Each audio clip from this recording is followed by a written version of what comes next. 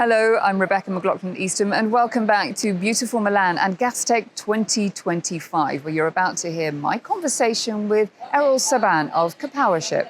Erol, it's great to see you. Thank you for your time today. Thank you. Great to see you as well. Tell me a little bit about Karpowership, what you do specifically. Sure. Karpowership is an international integrated energy solutions company. We are operating all over the world, across 20 countries. We have employees with more than 30 nationalities, and we have offices in many places, including not limited to UK, Singapore, Istanbul, where we have our HQ in Turkey, in Rio, and in US. We are known for fast-track energy solutions, and Powership is our main brand.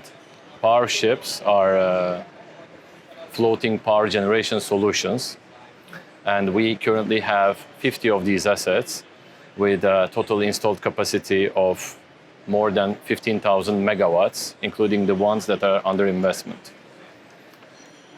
This solution enables us to provide our customers with fast-track, reliable power with multiple fuel solutions. When we saw back in 2010s that the world is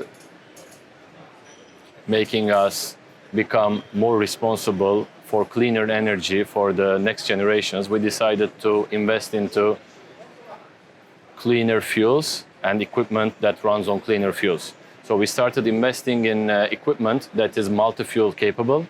So as of today, we are able to utilize liquid fuels, natural gas, hydrogen, as well as biofuels in our fleet.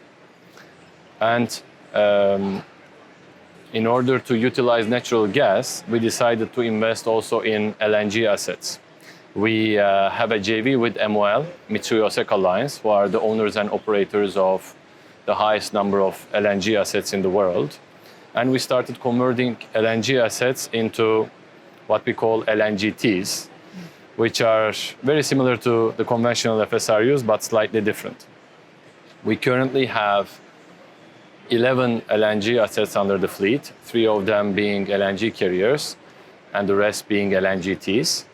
And counting the ones in the pipeline, we are planning to go take this number to 15. The LNGTs are slightly different compared to the FSRUs, as I told you. So how we started investing in these was with the intention to have tailor-made assets that are able to provide our Powership assets with regasified LNG. And because we started with reciprocating engines, we started with low-pressure send-out assets. Now, as we started deploying these assets, we saw that in countries where there is no natural gas, when we bring LNG and regasified LNG, we see significant opportunities from third parties, both industries as well as power generation companies. So we decided to upgrade these assets a bit, and LNGTs, which are LNG terminal ships, have now capability to provide both low pressure as well as high pressure capabilities in the designs, so that they can serve both reciprocating engine technologies or other demand for low pressure, as well as higher pressure demanding applications, which are mainly the gas grids or turbine-based power generation. In our fleet today, we have both reciprocating engines as well as gas turbine technologies that we can deploy. And the fleet, the Powership and LNG fleet allows us to provide power with different capacities. That gives us flexibility. Our Powership assets range from 40 megawatts installed capacity up until 600 megawatts installed capacity. Erol, tell me about Kinetics. It's a newly launched initiative. What are the main objectives, the core mission? Sure. So as you mentioned, Kinetics is our newest initiative where we focus on our LNG assets, new technologies, and renewable energy assets. So under the LNG fleet, we have all the LNG assets, including the ones in the pipeline, which are mainly the LNG carriers, the LNGTs, LNG terminal ships, and the FLNG floating liquefaction concepts we have in mind. Under renewables, we have our renewable power generation assets, which are mainly solar, geothermal, spread across Turkey, Ukraine, and Brazil for the moment being. And we are currently actively looking and bidding on solar plus battery energy storage solution projects. And under the third umbrella, let's say, we have the new technologies, which are mainly battery ships, desalination ships, carbon capture, hydrogen, and we are both having R&D as well as venture capital investments in these fields. One new entrant for this field is our data center ships, which were recently announced in the news as well.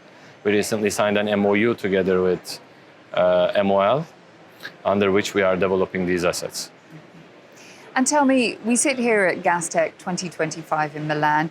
We're moving to Thailand 2026. What will be the new and exciting technology that will take us through there? What are you most inspired by? Sure. I gave the teaser a bit kind of already, but we are following, we have been after the power demand surge already. We have seen it and we already started investing in it since a long while. That's why we are increasing the installed capacity so aggressively. Now we see the acceleration in power demand surge even further with the AI demand. I'm sure last week you saw the meetings at the White House where the tech giants were hosted in the White House, and the investments they were talking about were the proof of this demand surge in my view and in everyone's view, I guess.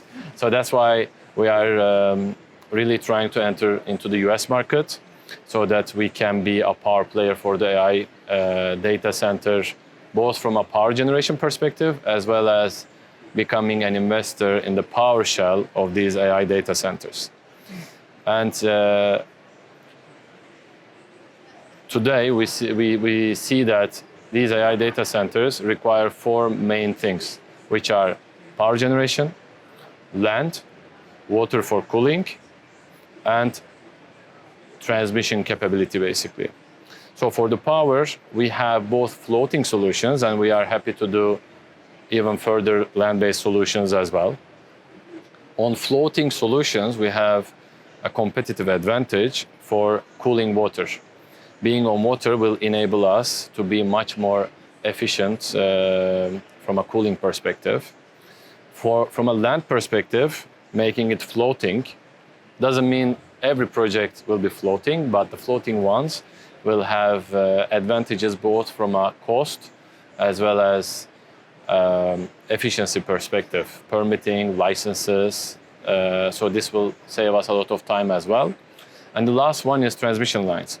So with the floating data center, which may be combined with floating Karpowership solution, or might be receiving its power from the land as well. So we can be flexible. We are looking for behind-the-meter solutions that prevent the need for transmission lines. Today, the transmission lines are already congested due to the rise in demand, and they are getting older due to climate changes, environmental changes. These are being less efficient. So getting the transmission line requirement out of the way and connecting the power directly to the data center gives us, again, the ability to be more cost and time efficient. Well, we wish you every success, and thank you for speaking to me today at Energy Connects. Thank you very much. Thank you. It all sounds very interesting. We look forward to hearing more in the months and year ahead. Thank you for your time today, Erol. Thank you very much. It was a pleasure to have you host me today, and looking forward to seeing you again. My thanks to Erol Saban of Karpowership for that great conversation. And if you'd like to see similar interviews, then just head to energyconnects.com, to LinkedIn, and follow us on social media. I'll see you soon.